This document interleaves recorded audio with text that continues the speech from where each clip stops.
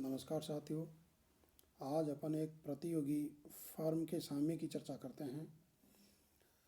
सबसे पहले अपन एक प्रतियोगी फर्म के अल्पकालीन साम्य की चर्चा करेंगे और इसको पहले टी आर और एस टी सी वक्रों के द्वारा, फिर पी और एस एम सी वक्रों के द्वारा इसका अध्ययन करेंगे। तो पहले अपन लेते हैं टी आर व एस टी सी वक्रों के द्वारा एक प्रतियोगी फर्म के अल्पकालीन साम्य पर प्रकाश डालते हैं। टी आर का मतलब टोटल रेवेन्यू, कुल आगम, और एस टी सी का मतलब होता है short run total cost curve, यानी कि अल्पकालीन कुल लागत। इन दोनों वक्रों के द्वारा एक प्रतिस्पर्धी फर्म के साम्य का अध्ययन करेंगे। और देखिए, इस विधि के द्वारा एक प्रतियोगी फर्म को अधिकतम लाभ उस बिंदु पर प्राप्त होगा जहां पर टी आर व एस टी सी वक्रों की उदग्र दूरी सर्वाधिक हो,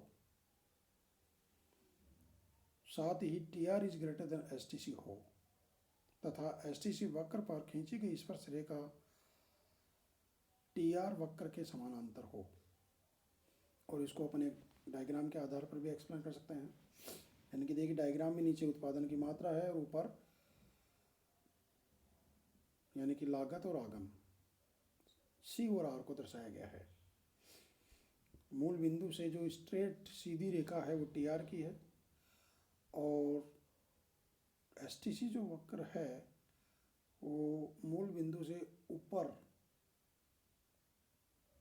से स्टार्ट होता है, और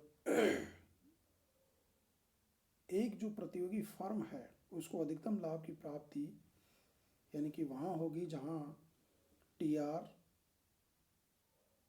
एस टी सी से अधिक हो, अर्थात आगम यानी कि कुल आगम है वो कुल लागत से अधिक की हो।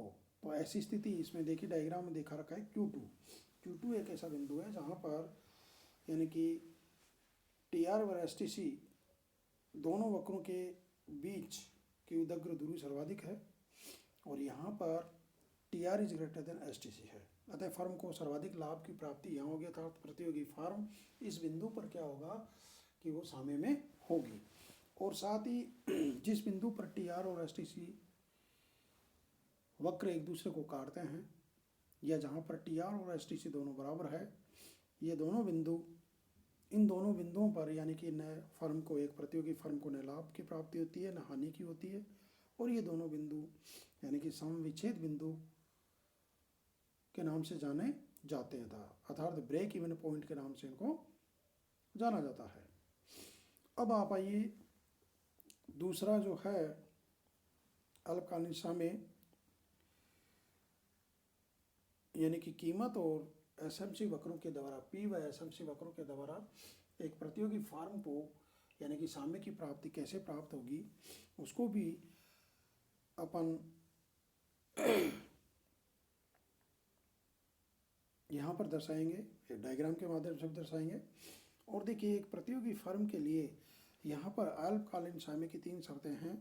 पहली शर्त है कि कीमत है वो एस एम सी के बराबर हो, यानी कि कीमत है वो अल्पकालीन सीमांत लागत के बराबर हो, अर्थात P equal to S M C. दूसरी शर्त है कि एस एम सी वक्र है वो एम आर वक्र को नीचे से काटे, और साथ ही इस बिंदु पर जहाँ पर वो काटता है वहाँ पर एस एम सी और एम आर दोनों बराबर हो।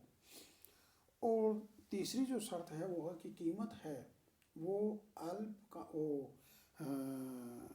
औसत परिवर्तनशील लागत के बराबर या उससे अधिक हो, अर्थात P is greater than equal to A B C. ये तीनों जो साम्य की शर्तें पूरी होती है वहाँ पर फर्म को यानी कि अधिकतम लाभ की प्राप्ति होती है, अर्थात फर्म संतुलन में होती है। इसको भी अपन डायग्राम के आधार पर एक्सप्लेन कर सकते हैं। डायग्राम में देखिए, पहले यानी कि नीचे वही उत्पादन की मात्रा है और लंबवत अक्ष पर कीमत को लिया गया है। साथ ही जिस बिंदु पर यानी कि एस एम सी वक्र है वो एम आर वक्र को काटता है वहाँ पर उत्पादन Q2 है, और यहाँ पर जिस बिंदु पर एस एम सी वक्र एम आर वक्र को काटता है वहाँ पर P equal to A R equal to M R है, और यहाँ पर P equal to S M C भी है, अर्थात यहाँ ये साम्य, यहाँ पर साम्य की जो शर्तें हैं वो पूरी होती हैं। यानी कि पहले तो क्या है कि इस बिंदु पर P equal to S M C है। दूसरा क्या है कि इस बिंदु पर एस एम सी वक्र है, वो एम आर वक्र को नीचे से काटता है, और साथ ही इस बिंदु पर एस एम सी और एम आर दोनों बराबर हैं। तो ऐसी स्थिति में यहाँ फर्म को अधिकतम लाभ की प्राप्ति होती है। अब देखिए, एक जो प्रतियोगी फर्म है वो सीमांत लागत के अनुरूप कीमत वसूल करती है। यानी कि एक प्रतियोगी जो फर्म है उसको सीमांत लागत के अनुरूप कीमत प्राप्त होती है। अब देखिए, यानी कि अल्पकाल में एक जो प्रतियोगी फर्म है उसको अल्पकाल में असामान्य लाभ की प्राप्ति होती है, सामान्य लाभ की प्राप्ति हो सकती है, या हानि भी हो सकती है। यानी कि तीनों ही अल्पकाल की स्थिति में, यानी कि एक प्रतिस्पर्धी फर्म या प्रतियोगी फर्म को यानी कि असामान्य लाभ, सामान्य लाभ और हानि या हानि हो सकती है।